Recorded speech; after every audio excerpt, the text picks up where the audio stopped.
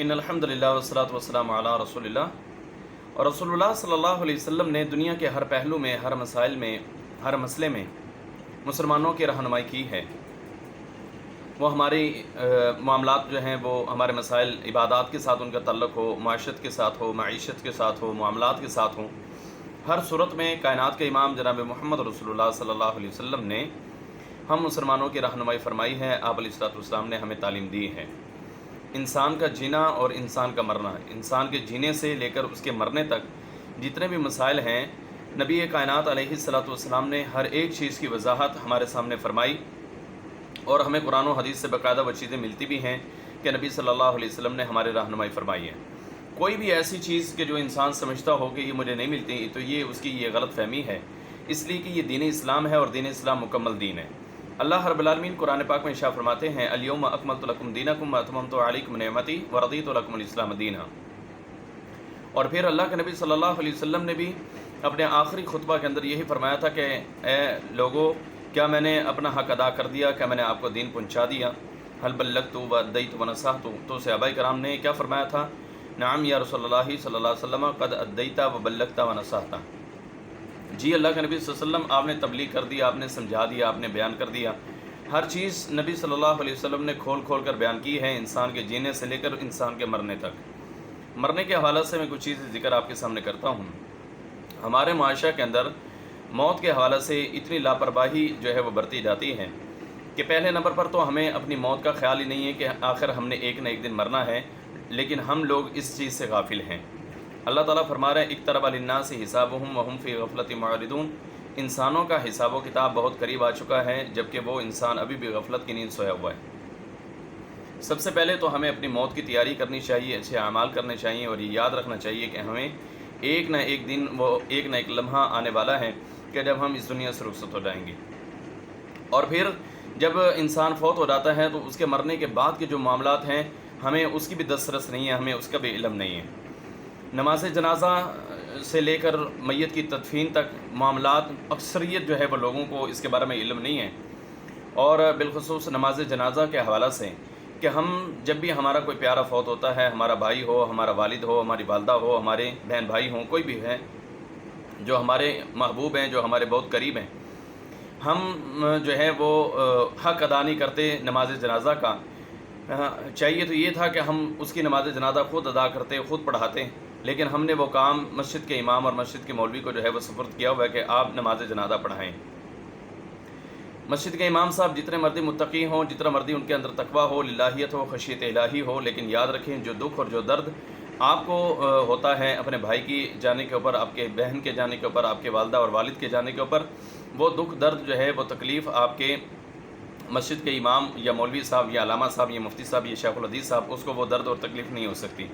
तो सबसे पहला हक़ तो ये है कि अगर किसी का वालिद फौत होता है तो उसके बेटे को चाहिए कि वो उसे इतना इल्म हो कि वह नमाज जनाजा ख़ुद अदा करे, ख़ुद जो है वो पढ़ाए।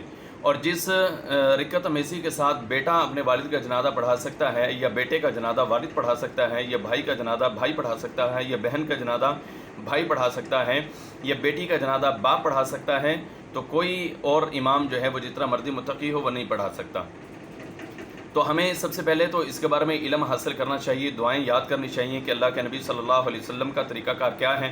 आप अलैहिस्सलाम ने मय्यत के ऊपर जनाजा जब पढ़ा है, नमाज जनाजा अदा किया है, तो किस अंदाज़ में किया है। तो हमें चाहिए कि उस अंदाज़ में, उस तरीक़ाकार को भी हम पहले सीखें और फिर उसकी दुआएँ भी सीखें।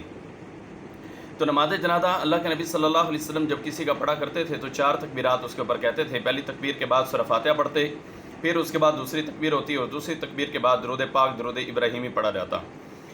फिर जब दुरूद इब्राहिमी मुकम्मल होता तो फिर एक मरतबा तकबीर होती, जिसे तीसरी तकबीर कहते हैं। तीसरी तकबीर के बाद मैयत जो हाजिर होती है, जिसका हम नमाज जनाजा अदा कर रहे हैं, उसके लिए मग़फ़िरत की दुआ अल्लाह के नबी सल्लल्लाहु अलैहि वसल्लम क्या करते थे।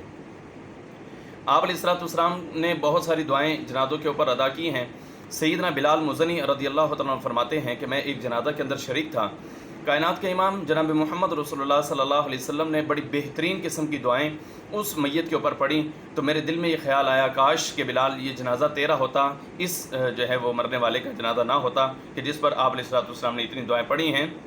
यानी दुआओं की तादाद इतनी ज़्यादा थी, اتنی رقت امیزی کے ساتھ اللہ کے نبی صلی اللہ علیہ وسلم نے اس میت کے لیے مغفرت کی دعا کی کہ بیان کرنے والے فرماتے ہیں کہ میرا دل چاہتا تھا کہ کاش وہ میں ہوتا اور میت میری ہوتی، جنازہ میرا ہوتا، اور اللہ کے نبی صلی اللہ علیہ وسلم اس کے اوپر یہ دعائیں پڑھتے۔ تو یہ جو ہمارا 36 سیکنڈ کا جنازہ ہے، 1 منٹ کا جنازہ ہے، یہ میت کا حق ادا نہیں کرتا، بلکہ خلوص دل کے ساتھ اس کے لیے دعا کرنی چاہیے۔ اور رسول اللہ صلی اللہ علیہ وسلم کی حدیث ہے، اذا صلیتم علی المیت فاخلصوا له الدعاء۔ نبی علیہ الصلوۃ والسلام فرماتے ہیں کہ جب بھی آپ میت کے اوپر نماز جنازہ ادا کریں تو فرمایا کہ خلوص دل کے ساتھ اس کے لیے دعا کریں، جس طرح نبی صلی اللہ علیہ وسلم کرتے تھے۔ بہت ساری دعائیں کرتے تھے، اللہم اغفر لی حینا و میتنا و شاہدنا و غائبنا و صغیرنا و کبیرنا و ذکرنا و انسانا، اللہم من احییتہ منا فاحیہ علی الاسلام ومن توفیتہ منا فتوفہ علی الایمان، اللہم لا تحرمنا اجرہ ولا تفتنا بعدہ۔ ایک دعا اللہ کے نبی صلی اللہ علیہ وسلم یہ پڑھتے تھے، اور پھر آپ علیہ الصلوۃ والسلام یہ پڑھا کرتے تھے، اللہم اغفر لہ ورحمہ وعافہ واعف عنہ واکرم نزلہ ووسع مدخلہ الی آخرہ۔ ایک دعا اللہ کے نبی صلی اللہ علیہ وسلم یہ پڑھا کرتے تھے، اور اس کے بعد رسول اللہ صلی اللہ علیہ وسلم باقاعدہ میت کا نام لیا کرتے تھے۔ جو انسان فوت ہوتا تھا آپ علیہ الصلوۃ والسلام اس کا دعا کے اندر نام لیتے تھے جی، اور دعا بھی نبی صلی اللہ علیہ وسلم کی دعا بھی ہے، اللہم ان فلان ابن فلان، یعنی کہ یہ فلان بن فلان اس لیے کہا ہے تاکہ جو بھی انسان فوت ہوا ہے جس کا آپ جنازہ پڑھنا چاہ رہے ہیں آپ اس کا نام لیں اور ساتھ میں اس کے والد کا نام لیں، تو اس کے لیے دعا کریں، اللہم ان فلان ابن فلان فی ذمتک وحبل جوارک فقیہ من فتنۃ القبر وعذاب النار۔ اللہ کے نبی صلی اللہ علیہ وسلم یہ دعا بھی پڑھا کرتے تھے۔ ایک دعا اور ہے، اللہم انت ربھا وانت خلقتھا وانت ہدیتھا الی الاسلام وانت قبضت روحھا وانت عالم بسرھا وعلانیتھا جئنا شفاعا فاغفر لہ۔ اللہ کے نبی صلی اللہ علیہ وسلم یہ دعا بھی پڑھا کرتے تھے۔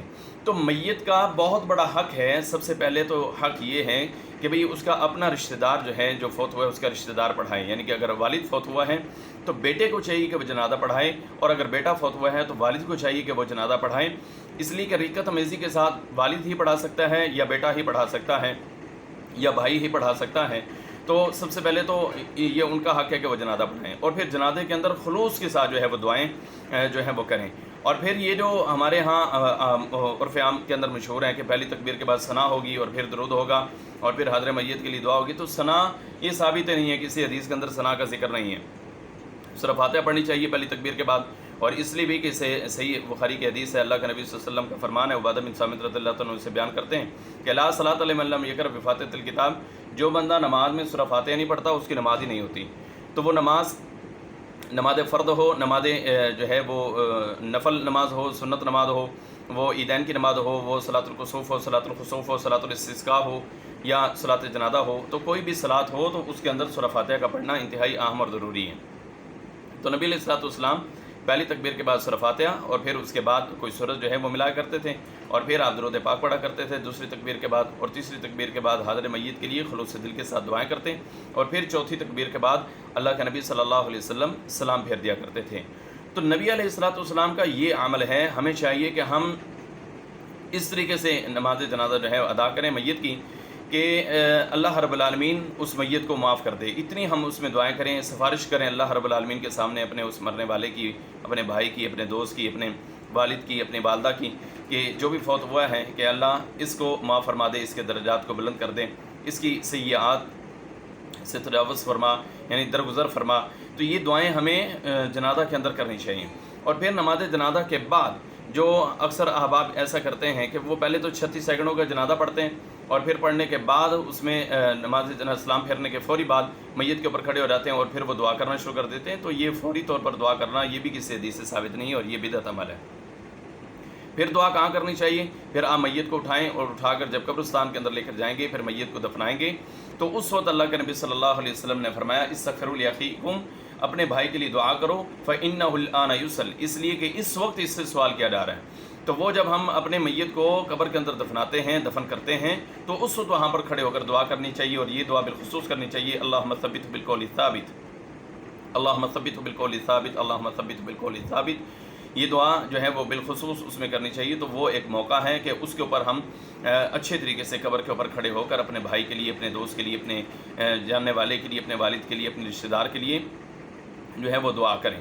تو یہ میت کا بہت بڑا حق ہے نماز جنازہ ادا کرنا، اور وہ بھی سنت کے مطابق۔ تو میں امید کرتا ہوں کہ انشاءاللہ میرا پیغام جن لوگوں تک پہنچے گا وہ آئندہ سے اس بات کی تیاری کریں گے کہ ہم نے سب سے پہلے تو خود نماز جنازہ کی دعائیں سیکھنی ہیں، اور جب بھی ہمارا کوئی نہ کوئی رشتہ دار قریبی جو ہے وہ ہمارا فوت ہوتا ہے تو ہم جنازہ بھی خود پڑھائیں گے، اور پھر خود نماز جنازہ ادا کروانے کے لیے تیاری کے بعد جنازہ بھی اس انداز میں پڑھیں گے جس طرح اللہ کے نبی صلی اللہ علیہ وسلم نے بہت ساری دعاؤں کے ساتھ جو ہے وہ حاضر میت کے لیے دعائیں کی ہیں۔